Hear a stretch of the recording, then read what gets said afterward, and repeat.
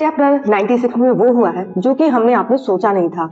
नमस्कार, मैं हूँ सीक्रेट मांगा रूम से और आज मैं एनालाइज करूंगी जिम्स मांगा का चैप्टर 96। सुबह हो जाती है, किम डैम की आंख खुलती है और वो डर जाता है क्योंकि लेट हो गया था। वो जल्दी जल्दी किचन की तरफ भागता है कि ओ नो मैं लेट हो गया हूँ, पक्का अलार्म ठीक से सेट नहीं हुआ था, मुझे जल्दी से ब्रेकफास्ट बनाना चाहिए। लेकिन जैसे वो कमरे में जाता है तो वहां पर एक मेड मिलती है जो किम को देखकर ग्रीट करती है और वो बताती है कि किचन अब से वो संभालेगी, इसलिए आप किचन से फ्री हैं। और वो उसके पसंद का खाना पूछती है कि वो क्या खाना चाहेंगे। पर ये जानकर किम डैन कंफ्यूज हो जाता है, काफी शॉक होता है और वो बोलता है कि नहीं, उसे अभी कुछ चाहिए नहीं, लेकिन मिस्टर जू कहाँ पर है। तो मेड बताती है कि उन्होंने पहले ही खा लिया है और वो तो तैयार होकर निकलने वाले हैं। किम डैन जल्दी से गेट पर जाता है, वो आवाज देता है और कहता है कि मिस्टर जू, खाना तो मैं बनाता था।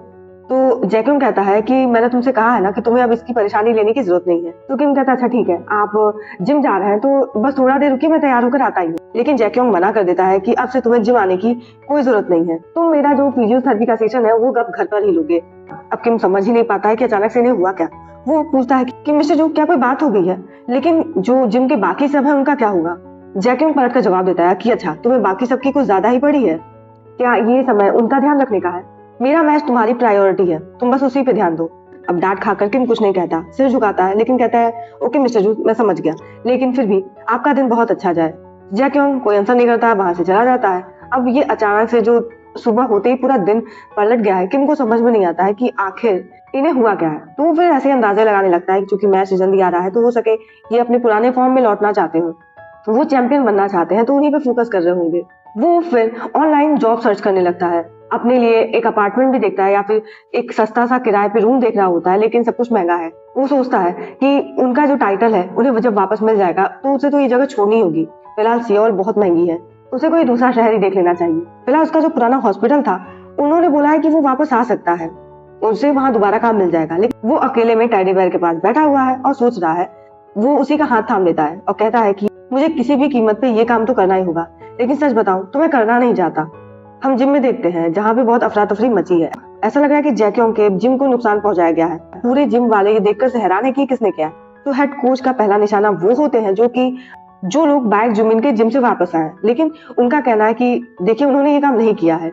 जैक्यूम भी ये देखता है तो वो सीसीटीवी फुटेज को निकलवाने की बात कहता है, लेकिन पता चलता है कि सारे कैमरा पहले ही ब्रेक डाउन है। तो होता है कि ये किया किसने होगा। तभी एक न्यूज आती है पब्लिकली और उसमें बाइक जुमिन था। और न्यूज का जो मुद्दा होता है वो ये होता है कि बाइक जुमिन और जो जैक्यूम बचपन के दोस्त हुआ करते थे। अब यहाँ पे वो बात सामने आ जाती है पब्लिकली, जिसे आज तक जैक्यूम छुपाता रहा। जुमिन ने पूरा बचपन जैक्यूम कैसे रहता था, उसके फादर कैसे थे, कुछ पब्लिकली बता देता है। लेकिन फिर भी वो ऐसा प्रिटेंड कर रहा है कि वो ये बताना नहीं चाहता, लेकिन चूंकि ये बातें लीक हो चुकी हैं इसलिए उसे बताना पड़ेगा। वो बताता है कि वो पड़ोसी थे। रिपोर्टर भी कहते हैं कि हमें उम्मीद नहीं थी कि आप दोनों एक दूसरे को बहुत पहले से जानते हैं। बाइक जुमिन कहता है कि उसने कभी भी अपना अतीत छुपाने की कोशिश नहीं की, लेकिन रही बात जैक्यूम की तो वो अपने पास से हमेशा एम्बेरस रहा है। उसने हमेशा ऐसा दिखावा किया जैसे कि वो मुझे जानता ही नहीं है। पहले वो बहुत कमजोर और पतला दुबला लड़का हुआ करता था, वो गरीबी से उठा है, वो इतना मैला रहता था कि मुझे उसे कहना पड़ता था कि तुम्हें नहाने की जरूरत है, लेकिन वो कभी सुनता ही नहीं था। ना ही उसके पास माँ थी, ना ही भाई था जो उसका ध्यान रखे। उसके पास परिवार नहीं था, उसकी हालत अबेंडेंड पपी जैसी थी। रिपोर्टर्स बोलते हैं कि उन्हें अंदाजा नहीं है कि उसकी हिस्ट्री ऐसी है। फिलहाल आपका जो आखिरी मैच आने वाला है उसके लिए आप क्या कहना चाहते हैं? अब यहाँ पे जुमिन बहुत ही जेंटल बनने की कोशिश करता है, बोलता है कि हाँ, मुझे प्राउड है कि वो आज इस मुकाम पर है, लेकिन फिर भी मेरा काम उसे याद दिलाना है। अब जब वो मैच से बाहर था, डिस्क्वालीफाइड था, तो मैं उसे बहुत मिस कर रहा था, मेरा दिल टूट गया था। पहले तो वो इतना मजबूत नहीं था, उसका जो पुराना जिम था वो भी एक कबाड़ जैसा था, इसलिए उसे नए कोच की जरूरत थी। लेकिन फिलहाल उसकी जो किस्मत थी इस मामले में अच्छी निकल गई। मैं सिर्फ उसे यही कहना चाहूंगा कि जैक्यूम, तुम नाराज मत होना, लेकिन मैं इस बार फिर से तुम्हें हराऊंगा। ये सब सुनकर जैक्यूम का पारा इतना ज्यादा गर्म हो जाता है कि वो बहुत गुस्सा हो जाता है। वो टैब को ही उठाकर फेंक देता है, वो गालियां देना शुरू करता है और सीधा की तरफ जाने लगता है। मतलब उससे फाइट करने वाला था, लेकिन उसे रोका जाता है। उसके कोच उसे रोकते हैं। वो बोलते हैं कि तुम्हारा ध्यान सिर्फ जीत की तरफ होना चाहिए, तुम अपना गुस्सा वहीं पे निकालो। और जैक्यूम चिल्लाना शुरू कर देता है कि उसे और कितना बर्दाश्त करना पड़ेगा। वो वापस घर आता है, किम उसे सेशन दे रहा है, लेकिन साथ ही साथ वो सहमा हुआ है क्योंकि वो उसके मूड को समझता है कि आज पूरा दिन जो हुआ उस पर कैसा बीत रहा होगा। पूरा इंटरनेट इसी न्यूज से भरा पड़ा है। अब जिस बात को वो हमेशा छुपाते रहे वो सबके सामने आ गया। वो नहीं चाहते थे कि कभी किसी को ये बात पता चले, इसलिए वो उनका सेशन कर रहा ताकि वो थोड़े रिलैक्स हो सके। अब जैक्योंग सेशन ले रहा था लेकिन उसकी नजर तभी उसके बॉक्सेस पे पड़ती है, मतलब किम डैम ने अपना सामान कुछ पैक कर लिया था। वो उसे देखता है और कहता है कि तुमने अपना सामान पैक भी कर लिया। वो कहता है कि अच्छा तो तुम जाने की तैयारी कर रहे हो।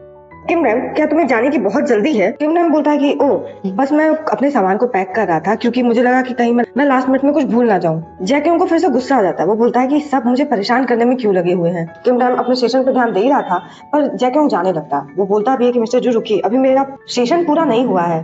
पर जैक्योंग उसका हाथ झटक देता है, वो भी ऐसे कि बेचारे किम को मोच आ जाती है। वो कहता है मुझे हाथ मत लगाओ, अगर तुम जाना चाहते हो दरवाजा खुला है, मैं भी तुम्हारी शक्ल अब और नहीं देखना चाहता, इसलिए तुम चले जाओ।